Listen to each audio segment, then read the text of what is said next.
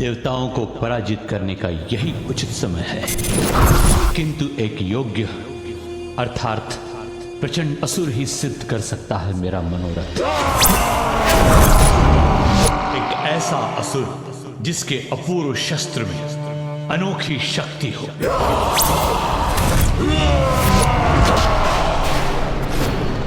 अंधकासुर, अंधकासुर, अंधकासुर।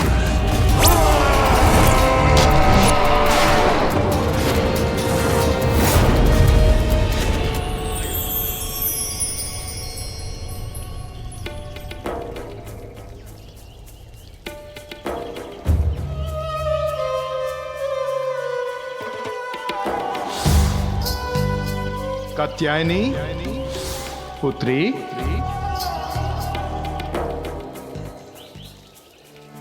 मैं कैलाश तो लौटकर नहीं जा सकती, किंतु मेरे पिता के निवास पर तो मेरा पूरा अधिकार है।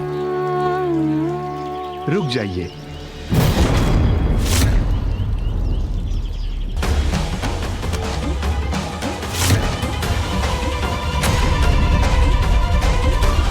पिताश्री, इस आश्रम में आपका प्रवेश निषेध है।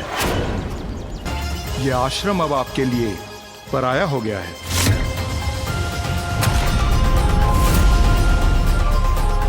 पराया हो गया? कैसे? मेरी भक्ति के फलस्वरूप और संसार के कल्याण हेतु आपने मेरी पुत्री के रूप में जन्म लिया, परंतु वास्तविकता में आप तो महादेव की अर्धांगिनी ही है ना, इसलिए आपकी वास्तविक शोभा महादेव के साथ ही है। कौन पिता अपनी पुत्री को अपनी दृष्टि से दूर करना चाहेगा, परंतु दुर्भाग्यवश पुत्री पराया धन होती है, इसलिए आपका कैलाश जाना ही उचित है। पुत्री और धन, इन दो सुंदर शब्दों में आपने पराया जोड़कर इन्हें अर्थहीन कर दिया पिताश्री, और मुझे अपने से विलग कर दिया। एक स्त्री अपने और अपने परिवार के लिए मान अपमान सब भूलकर सब कुछ सह सकती है, किंतु अपने स्वामी की उपेक्षा नहीं, क्योंकि मैं कहीं और नहीं जा सकती। आप ये मत सोचिएगा कि मैं यहाँ आपसे सहायता मांगने के लिए आई थी। मैं तो यहाँ केवल अपने पिताश्री का स्नेह पाने आई थी, आपका ध्यान रखने आई थी पिताश्री। मेरा दुर्भाग्य, यहाँ भी मैं अपने पिता के स्नेह से वंचित रही। किंतु स्त्री अबला नहीं होती, वो किसी भी पुरुष पर आश्रित नहीं होती। पिताश्री, मैं आपसे विदा लेती हूँ।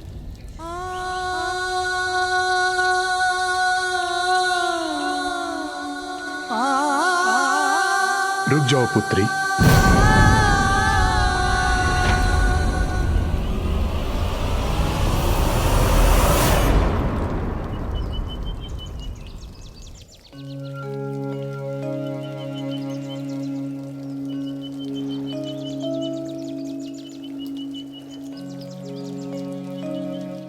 पुत्री रूप में आपको पाकर मैं धन्य हुआ, परंतु आप महाशक्ति हैं, ये मुझे ज्ञात है।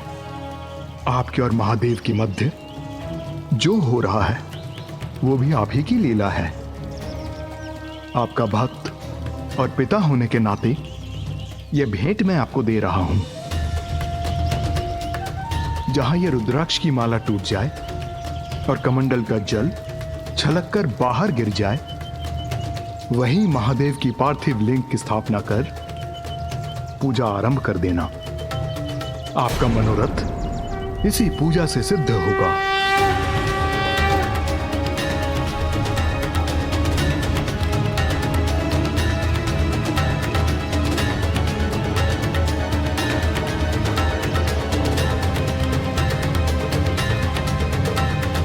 एक पुत्री के रूप में आपने मुझे अत्यंत ही सुखद पल दिए हैं, परंतु एक सुख से मुझे वंचित कर दिया। बस आपका कन्या दान नहीं कर सका।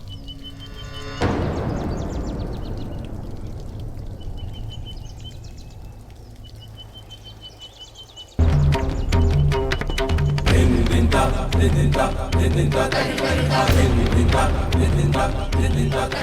पिताश्री, आपको कन्यादान का सुख भी अवश्य प्राप्त होगा।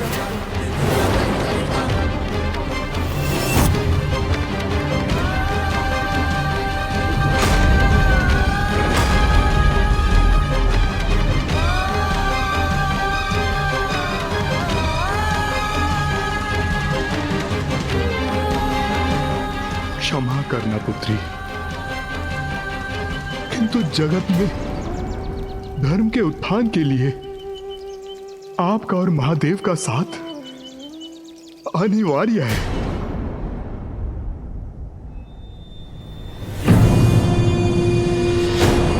ये तो विशाल का एक कूप है मेरे समक्ष। अंधकासुर यहां है।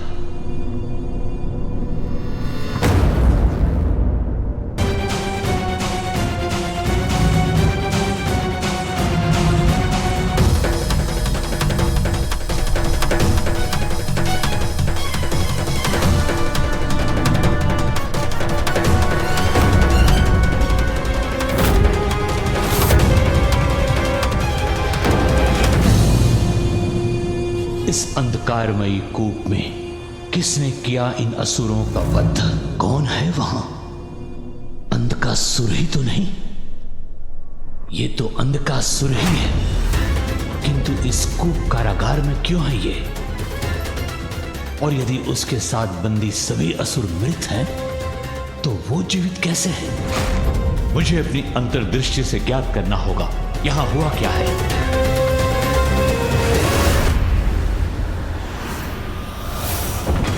निर्बल!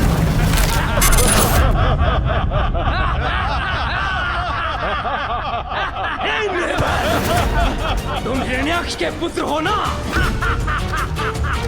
हिरण्याक्ष की मृत्यु के पश्चात तुम्हें इस कारागार में नष्ट होने के लिए छोड़ दिया गया था ना? क्यों? इसलिए कि तुम्हारे नेत्रों पर वस्त्र बंधा है। जिसके नेत्र ही बंधे हो वो कुछ नहीं कर सकता। मारो इसे। ये असहाय असुर है, किसी कार्य के नहीं हो तुम। अरे असहाय असुर, यहाँ तुम कैसे सुरक्षित रहोगे? यहाँ पर जो सबसे शक्तिशाली है वही बच पाता है। निर्बल! निर्बल निर्बलता किसी प्रकार यहाँ पर रहेगा। देखो इसको।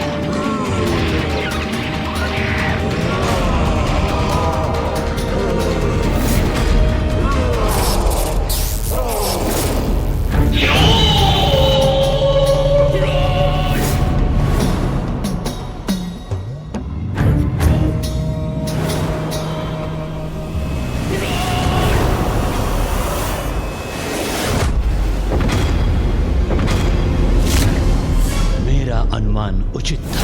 अंधकासुर ही है वो, सुपात्र असुर जिसकी मुझे प्रतीक्षा थी। अंधकासुर! सुनो अंधकासुर! मुझे ज्ञात है कि तुम कौन हो। तुम एक महाशक्तिशाली असुर हो जिसका स्थान इस कूप में नहीं हो सकता। अब समय आ गया है अंधकासुर, तुम्हें बाहर आकर समस्त संसार को अपनी वास्तविक शक्ति का परिचय देने का। किंतु मैं ऐसा क्यों करूं? शक्ति, प्रसिद्धि, स्वर्ग और देवताओं पर विजय प्राप्त करने के लिए चुनाव तुम्हें करना है अंधकासुर। ब्रह्मांड पर राज करना चाहते हो या इसी कारागार के एकांत में मृत्यु प्राप्त करना चाहते हो? तो तुम हो कौन जो मैं तुम्हारी बात मानूं? मैं असुर गुरु शुक्राचार्य हूं, तुम्हारा भी गुरु। मैं तुम्हें सर्वशक्तिमान असुर बना सकता हूं। तुम्हारी सहायता से समस्त असुरों का पुनरुत्थान कर सकता हूं। कपटी देवताओं का विनाश कर उन्हें दंडित कर सकता हूं मैं।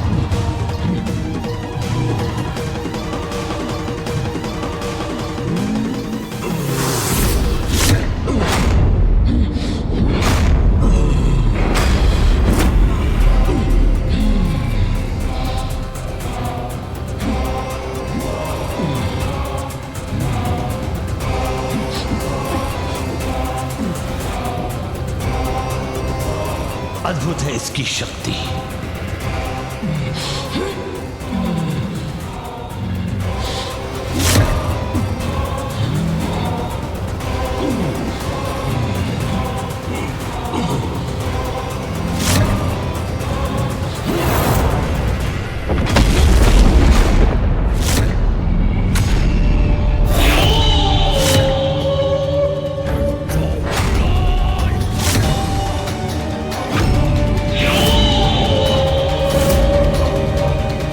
कुछ भी असंभव नहीं इसके लिए।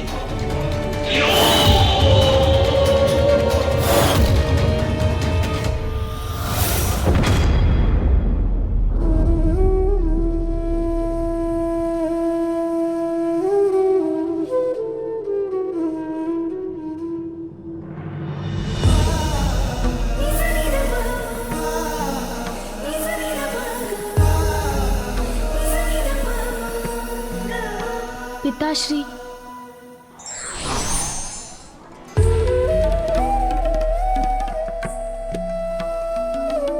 पिताश्री, पिताश्री तो कुछ सुन ही नहीं रहे।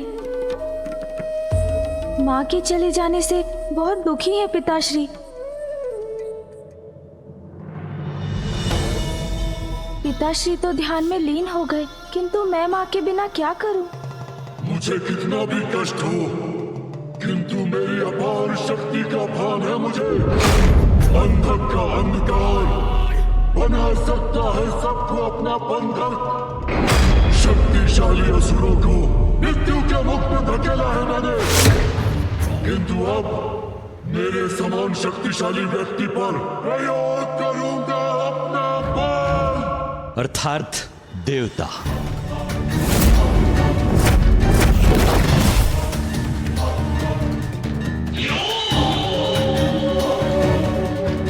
देवता नहीं,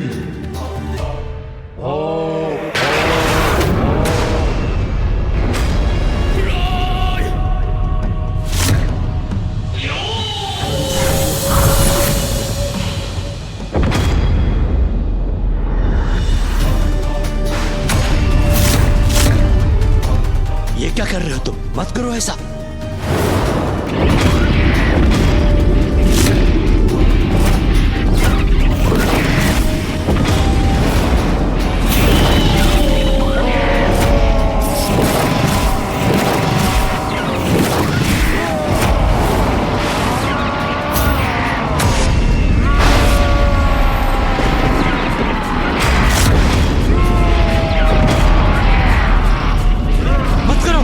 मत करो ऐसा।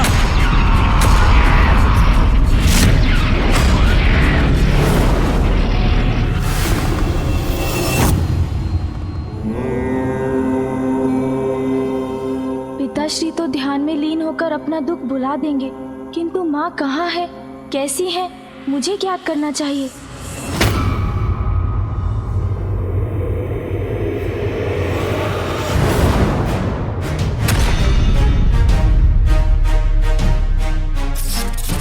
ये अंधकार, ऐसा भयंकर अंधकार तो मैंने तब भी देखा था जब मैं परशुराम जी के साथ गोलोक गया था।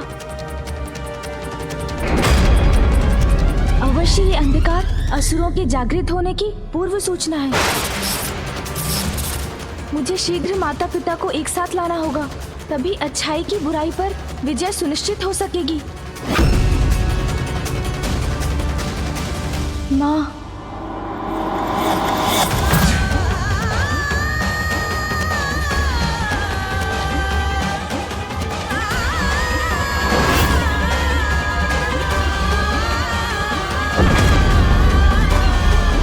मुझे माँ को यहाँ लाना ही होगा। कैसी मूर्खता है ये? मैं सहायता करने आया हूं तुम्हारी, तुम रुक जाओ, रुक जाओ।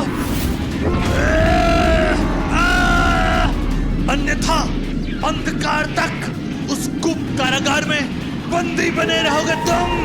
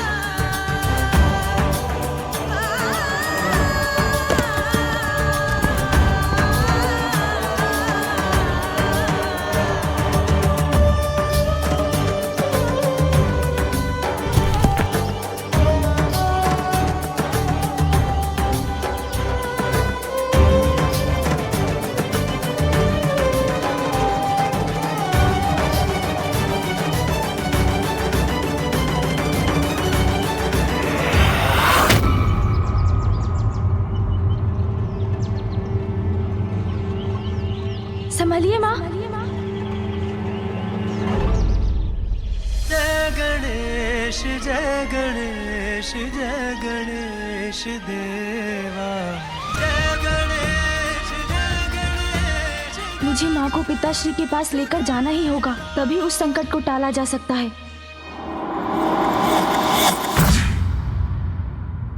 ये क्या कर रहे थे तुम? मेरी शक्ति असुरों का अंत करने में सक्षम है। ज्ञात है मुझे, किंतु वो आप जैसे योग्य और शक्तिशाली पुरुष को बंधक बना सकता है या नहीं, ये देखना चाहता था मैं। असुर गुरु शुक्राचार्य, तुम्हारी शक्ति मारक है, सर्वनाशी है, और वो हो भी क्यों ना, तुम स्वयं ब्रह्मदेव के वरदान से प्राप्त किया है।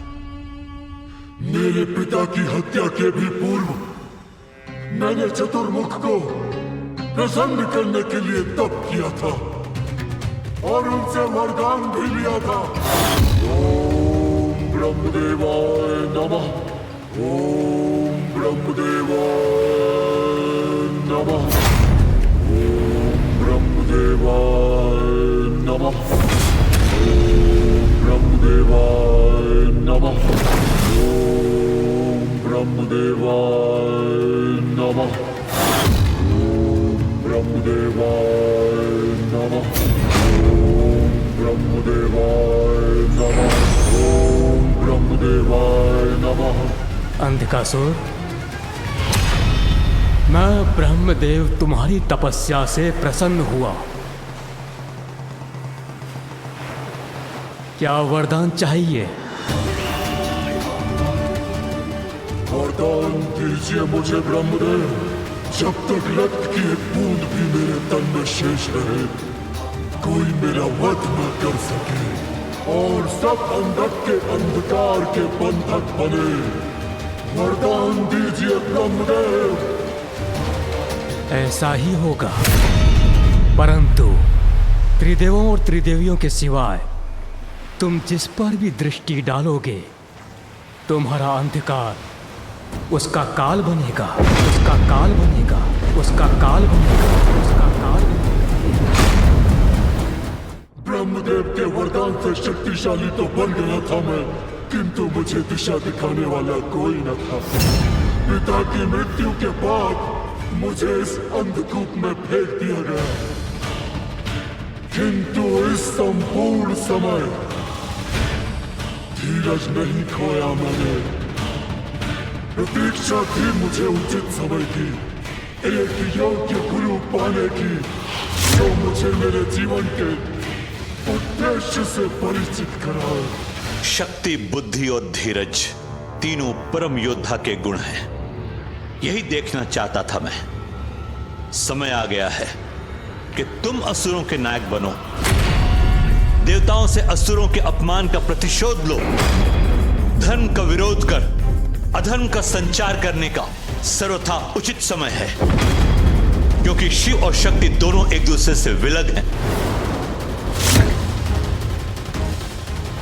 जिसके कारण देवता शक्तिहीन है।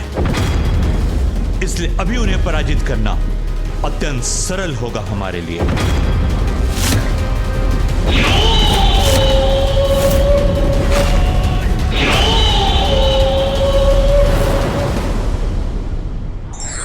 अवसर का लाभ लेना कायरता है, इससे हमें कुछ भी प्राप्त नहीं होता।